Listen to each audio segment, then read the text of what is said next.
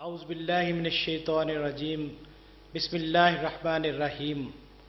الصلاۃ والسلام علیک یا سیدی یا رسول اللہ وعلی آلک واصحابک یا سیدی یا حبیب اللہ۔ ماہ ربیع الاول کی ایک پر نور صبح کو، جسے کائنات کی عظیم ترین صبح ہونے کا شرف حاصل ہے، وادی فاراں کے قبیلے بنو ہاشم میں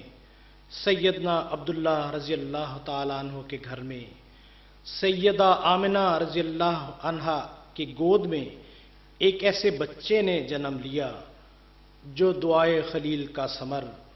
اور نوید مسیحا تھا، جو بعد میں غریبوں کا والی، یتیموں کا مولا، دکھیوں کا سہارا، مصیبت کے ماروں کا غم گسار، راہ سے بھٹکے ہوئوں کے لیے مینارہ نور، ہدایت کے متلاشیوں کے لیے ہادی و رہبر، اور عالم انسانیت کے ہر طبقے اور ہر گروہ کے لیے نجات دہندہ ثابت ہوا۔ 12 ربیع الاول کو ہر سال اسی پیکر حسن و جمال، نور مجسم، شفیع معظم، نبی مکرم، سرور دو عالم سیدنا محمد مصطفیٰ احمد مجتبیٰ صلی اللہ علیہ وسلم کی ولادت باسعادت کی خوشی میں پورا عالم اسلام خوشیاں مناتا ہے۔ ایک جشن سا بپا ہو جاتا ہے، شرق و غرب میں جہاں جہاں مسلمان آباد ہیں، گھر سج جاتے ہیں، راستے سنور جاتے ہیں، راتیں چراغاں سے فروزاں ہوتی ہیں،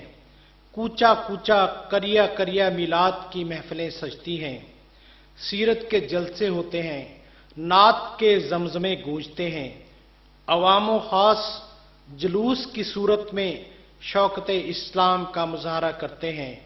اور کثرت کے ساتھ درود و اسلام کے گلدستے اپنے آقا و مولا صلی اللہ علیہ وسلم کے حضور پیش کرتے ہیں۔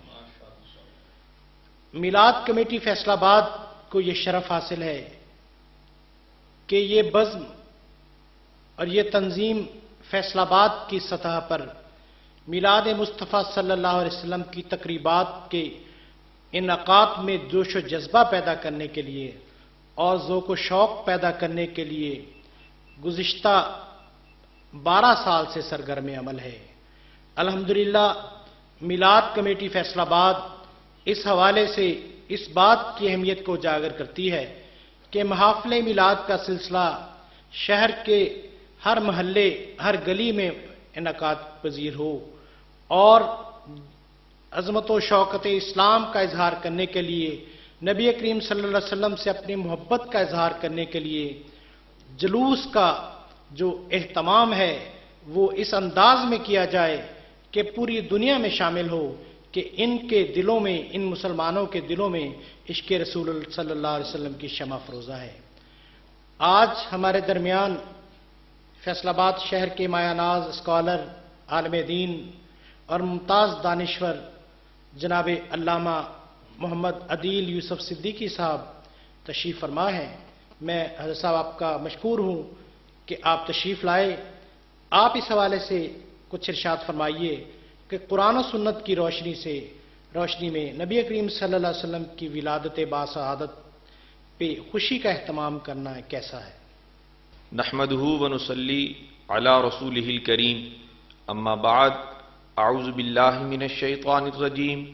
بسم اللہ الرحمن الرحیم، قل بفضل اللہ وبرحمتہ فبذلک فلیفرحوا هو خیر مما یجمعون، صدق اللہ مولانا العظیم وصدق رسولہ النبی الکریم، مولایا صلی وسلم دائما ابدا علی حبیبک خیر الخلق کلہم۔ محترم جناب ڈاکٹر عبدالشکور ساری صاحب، میں مرکزی میلاد کمیٹی کا شکر گزار ہوں کہ جنہوں نے مجھے یہ موقع فراہم کیا کہ میں اپنے آقا و مولا قاسم جنت و کوثر مصطفیٰ جان رحمت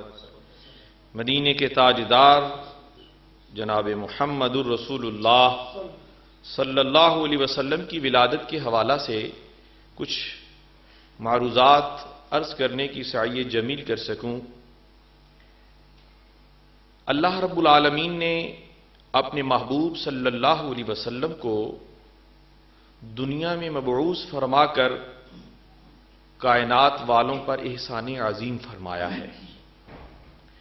قرآن کریم میں ایک مقام پر اللہ رب العالمین نے ارشاد فرمایا لقد من اللہ علی المؤمنین اذ بعث فیہم رسولا، کہ میں نے مومنوں کو اپنا نبی دے کر ان پر احسان فرمایا ہے۔ اب اللہ رب العالمین نے اپنے نبی الانبیاء صلی اللہ علیہ وسلم کو امت کے لیے احسان فرما کر ایک اور حکم بھی دیا ہے۔ ارشاد ہوتا ہے کہ اے محبوب صلی اللہ علیہ وسلم آپ کہہ دیجئے کہ جب تمہیں اللہ کا فضل ملے، رحمت نصیب ہو تو خوب خوشی کرو، اور خوشی کے اظہار میں اپنا مال جمع نہ کر رکھو، بلکہ خوب خوشی کے اظہار کے لیے خرچ کیا کرو۔ اب سوال یہ پیدا ہوتا ہے، انسان کے لیے اولاد کا ملنا نعمت، بیوی کا ملنا نعمت، ماں باپ کی سلامتی اور سعادت یہ نعمت، رزق حلال جستجو رکھنے والے کو رزق کی فراوانی یہ نعمت۔ اگر نعمتوں کی گنتی شروع کی جائے، سورج کا طلوع ہونا، چاند کی روشنی، زمین کے اندر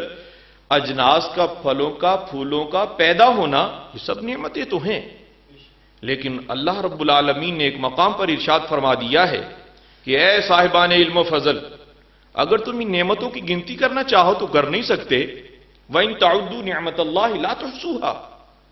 کہ ان نعمتوں کو تم گننا بھی چاہو تو نہیں گن سکتے۔ یہ ساری چیزیں نعمتیں اپنے مقام پر ہیں، ان نعمتوں کا شکر بندے پہ لازم ہے، لیکن سب سے بڑی نعمت، سب سے بڑا فضل، سب سے بڑی رحمت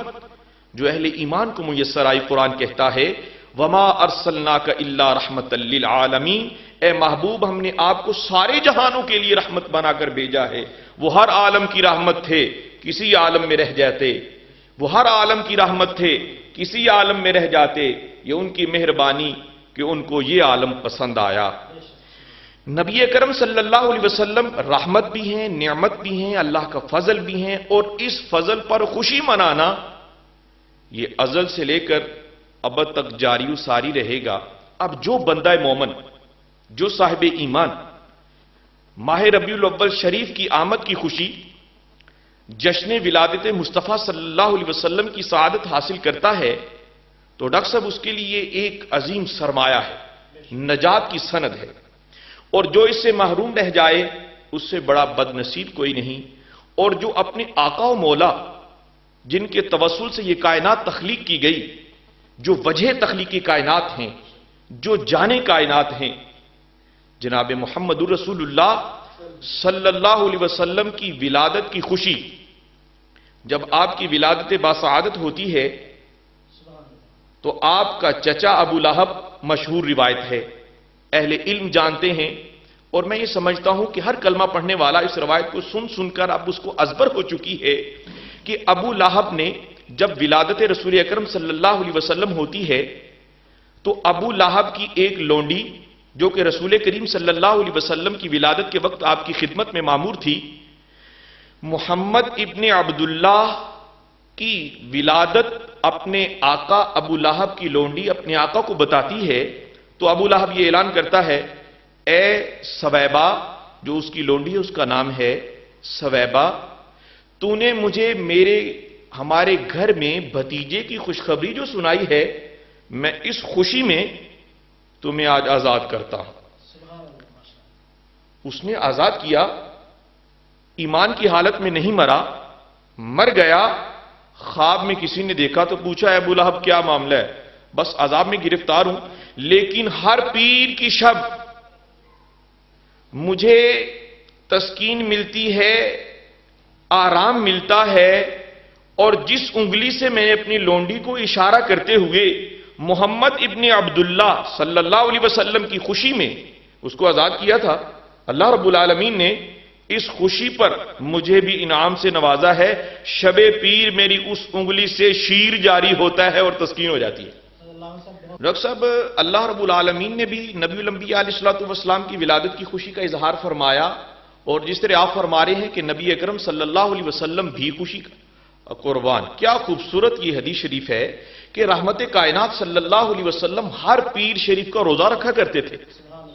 اور صحابہ کرام رضوان اللہ علیہ مجمعین نے پوچھا یا رسول اللہ فدا کا ابی و امی یا حبیب اللہ صلی اللہ علیہ وسلم، آپ ہر پیر کا روزہ رکھتے ہیں؟ قرآن کریم بھی حکم ہے؟ فرمایا نہیں،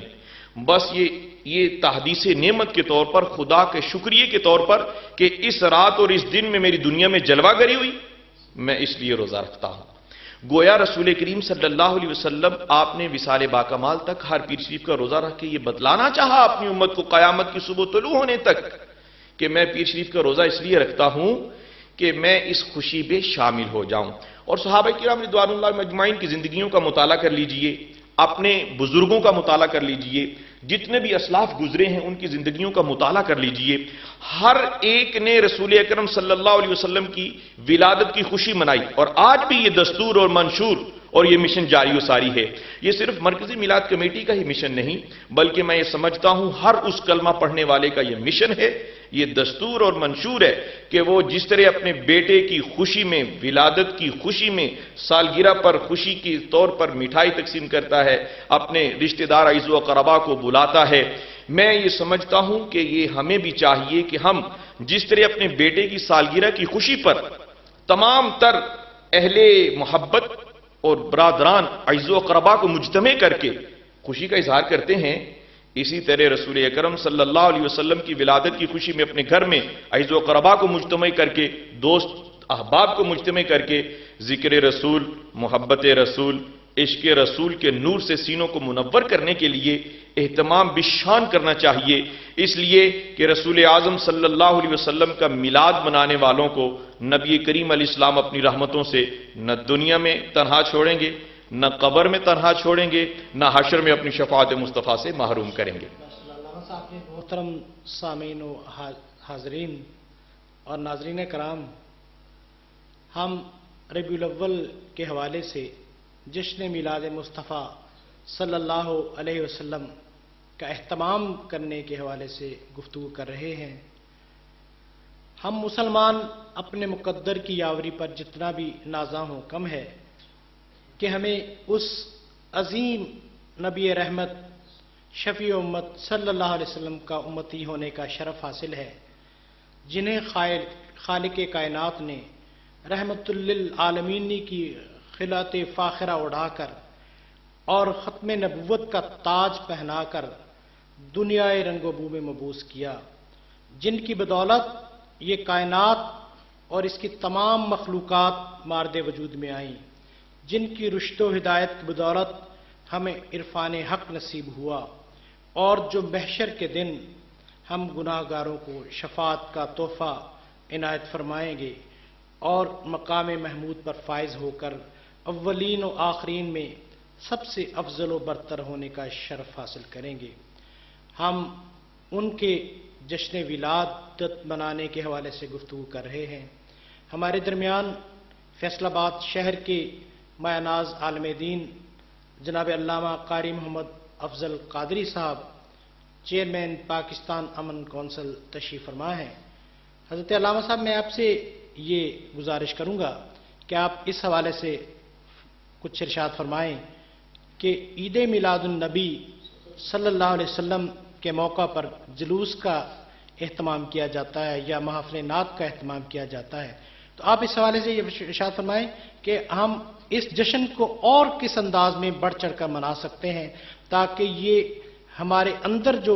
نبی کریم صلی اللہ علیہ وسلم سے محبت ہے اس کو باہر ظاہر کر سکیں اور ہم یہ دنیا پر ظاہر کر سکیں کہ ہم سب مسلمان متحد ہو کر نبی کریم صلی اللہ علیہ وسلم کی عظمت اور آپ کی شان کے تحفظ کے لیے متحد ہیں۔ جناب علامہ محمد افضل قادری صاحب۔ سب سے پہلے میں مرکزی میلاد کمیٹی کا شکریہ ادا کرنا چاہوں گا کہ انہوں نے مجھے اس خصوصی موضوع پر گفتگو کرنے کے لیے میلاد فورم میں دعوت دی، اور ڈاکٹر صاحب جو آپ نے سوال کیا کہ ہمیں کس انداز میں خوشی کا اظہار کرنا چاہیے، تو قرآن و حدیث میں اس کی بہت سی مثالیں جو ہیں وہ ملتی ہیں۔ نبی کریم علیہ الصلاۃ والسلام کی آمد پر، نبی کریم صلی اللہ علیہ وسلم کی ولادت با سعادت پر نہ صرف انسانوں نے خوشیاں منائیں، ملائکہ نے بھی خوشیاں منائی، جنوں نے بھی خوشیاں منائی، شجر و حجر نے خوشیاں منائی، کائنات کا ذرہ ذرہ جو تھا وہ جھوم گیا نبی کریم علیہ الصلوۃ والسلام کی آمد پر۔ اپنے اپنے انداز میں انہوں نے خوشی کا اظہار کیا، اور نبی کریم علیہ الصلوۃ والسلام ان کی نبوت و رسالت جو ہے وہ اللہ رب العزت کی ساری مخلوقات کے لیے ہے۔ تو میں کوئی ایسی قید تو نہیں لگا سکتا کہ بس اسی قید میں رہتے ہوئے خوشی جو ہے منانی ہے۔ جانوروں نے اپنے انداز میں خوشی منائی، جنوں نے اپنے انداز میں خوشیاں منائی، شجر و حجر نے اپنے انداز میں خوشیاں منائی۔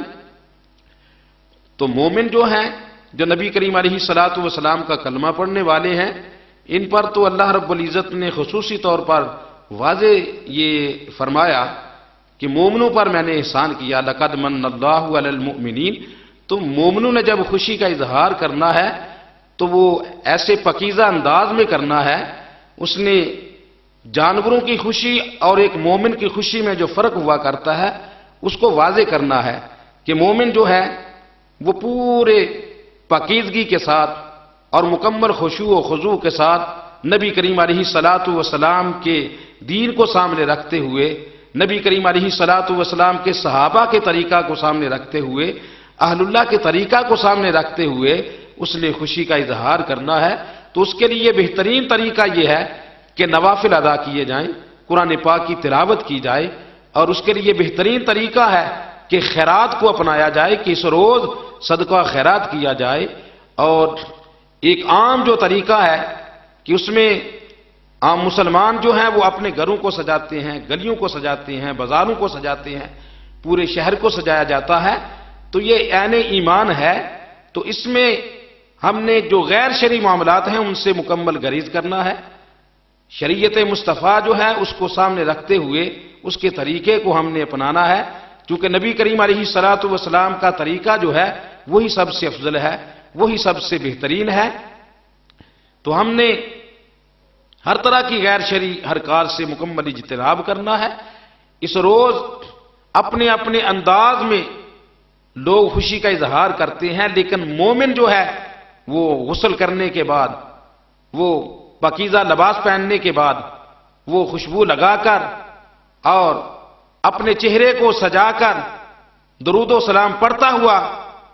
میرے آقا کے میلاد پاک کے جلوس میں وہ شامل ہوتا ہے۔ تو ہم نے مومنوں والا کردار جو ہے، ایمان والوں کا جو کردار ہے اس کو اپنانا ہے، اور ایمان والوں کا کردار جو ہے وہ شاندار ہوا کرتا ہے، چونکہ ایک مومن میں اور ایک انسان میں بہت بڑا فرق ہوا کرتا ہے۔ نبی کریم علیہ الصلوۃ والسلام جو ہیں یہ ساری کائنات کے لیے نبی اور رسول بن کر آئے۔